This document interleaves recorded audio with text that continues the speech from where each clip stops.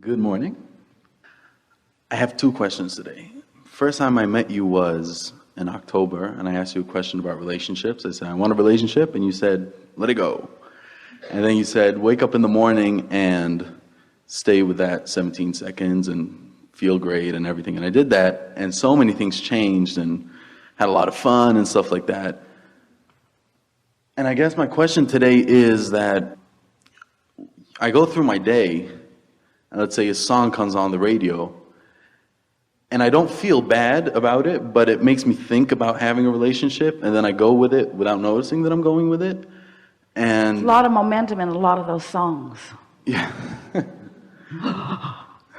A lot of momentum in a lot of those songs. So I guess Esther plays a game where she gets into her car several times a day and backs out of the garage, and XM radio is always on, and whatever song's playing when she backs out, she thinks it has significant meaning to her because it's divine timing after all. She's just not getting in the car because it's time to get in the car. She's waiting for the impulse and going. Sometimes she leaves a half an hour early because the feeling comes to her. Just a little aside here, because we want to talk about this divine timing, because it's part of what's coming next. So we're really good about timing because we have overview.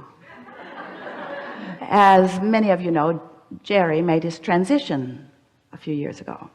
And so Esther has this wonderful ongoing relationship, and they play this game where there's a light in the house that if there's something significant that Esther is thinking about or wondering about, the light will blink, and Esther knows that Jerry's on the case, and then she has a conversation with him, and it's a light that shines down on a wall, and she can see it from nearly every place in the house. The house is U-shaped, so she can see it from her office, she can see it from her living room, she can see it in the bedroom, which is where it is. And so recently that light stopped blinking so much, hadn't blinked for quite a while. And she has a beautiful kitchen with a stainless steel hood over her stove, and the light on that hood has never worked, which doesn't matter because there are plenty other lights in the kitchen, and she just hasn't taken the time to do anything about it. And so as she went to bed one night, she said, all right, Jerry, that light isn't blinking, and I just want you to know I really like the light thing. I really like it. So if it's all the same to you, I really like the light thing. And when she got up in the morning, the light over the kitchen stove was on. And she couldn't turn it off. The button just is inoperative. So she wants to think that that's Jerry who's turned that light on just for fun, because it's just like him to not do it the way she wants him to do it, but to do it sort of the kind of way she wants him to do it, but to really do it the way he wants to do it. It's so Jerry. So Esther asks Fidel, the groundsman, to come and see what's up with that switch, because it doesn't seem right that she can't turn the light off. When she leaves the house, her house is a fancy house, she pushes a button and all the lights go off at once, except that light won't go off.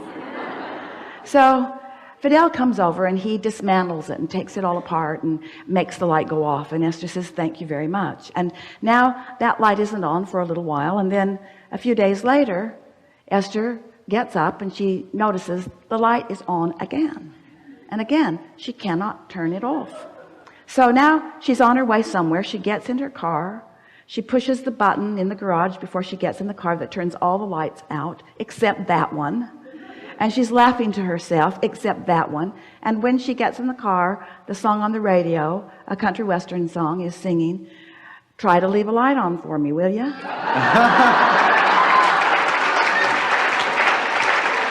Those are the words. Those are the words. Now, so many people just want to call these things coincidence. We want you to understand that there is divine timing going on in your experience all day, every day. You just got to create the atmosphere. That's what Esther is saying to her friend the other day. Our work, singularly, it's not our work to find the path. It's not your work to find the relationship. It's not your work to figure it out. It's not your work to fill in the grid. It's your work, your singular work, to prepare a vibrational atmosphere around yourself so that you are the realizer of the impulses that will put you on the path. Not just because the path will lead you to where you want to go, but because the path is so delicious as it is unfolding. In other words, what could be more delicious than to feel that hands-on all day long, all day long. Source energy, aware of you, knowing who you are and where you are and who you really are and what you really want, and knowing the precise path to get you from where you are to where you want to be at all times. All you got to do is chill and follow the impulses, you see. And those messages come to you in endless ways, through songs. Esther will be sitting and writing something, and a hummingbird will come and almost touch her on the nose, as if to say, that's the point we were hoping you'd get. Pay attention to what's going on around. Source is using every conceivable, possible messenger to confirm and accentuate things that are important to you. You just got to be aware, you see. And you have to accept that you just have to be one of those weird people.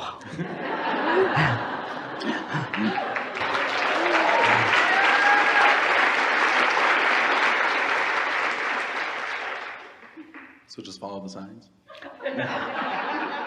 Follow the signs, yes.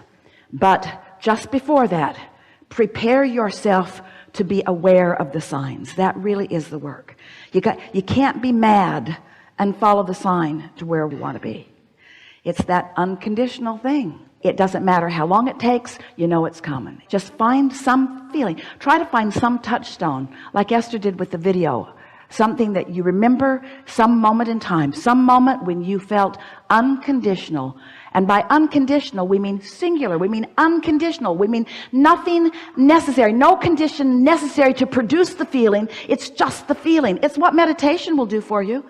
Meditation puts you in a place of unconditional love. If you can get your mind clear, that's what happens. You just get into that vibration where there's no condition that is contradicting your vibration, and then you're in that place of unconditional love. But you got to play with it just a little bit, and don't get freaky about it, and don't worry about it. Just try it a little bit and watch the results, and try it a little bit and watch the results, until before very long you will begin feeling yourself in this divine timing. Yesterday, as Esther was traveling here, when she got to the baggage carousel, the light began blinking in the moment that they walked to it, instead of the usual 20 minutes or so wait. And the driver who had come to pick them up said, perfect timing. And Esther thought, that's about the 4th time today somebody has actually said the words perfect timing. She was on the airplane. There was a man sleeping next to her. She really wanted to use the bathroom, but she didn't want to bother him. So she sat there and she thought, and then he woke up after her second loud sneeze.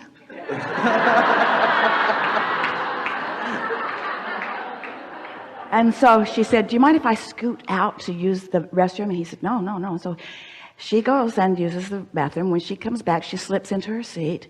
And as soon as she sat down, the flight attendant brought their lunches. And he said, perfect timing. And Esther thought, is the whole world in on this?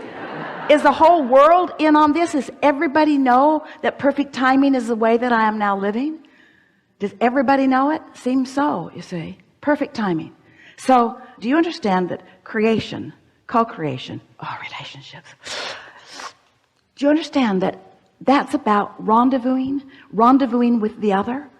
So, let's say you have a meeting place. And do you really want to get there before the other one gets there?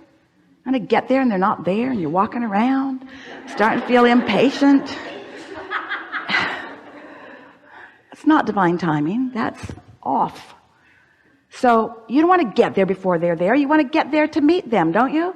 And don't you trust that the source within you knows who you are and what you want and who they are and what they want? If you can just accept that it's for sure, it's for sure, it's for sure. It's not if, it's really not so much even about when. It's for sure, it's for sure, it's for sure, it's for sure. You just got to chill and know that. And when you rendezvous, you'll know it. You'll know it. You can't miss it. You'll know it. That was my question, actually. You'll know it. You'll know it. And the best part is, not only will you know it, they'll know it. Okay. You see?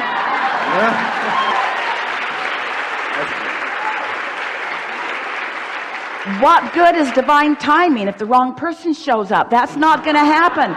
That's not going to happen. It'll be divine timing, and you'll know it. You will both know it.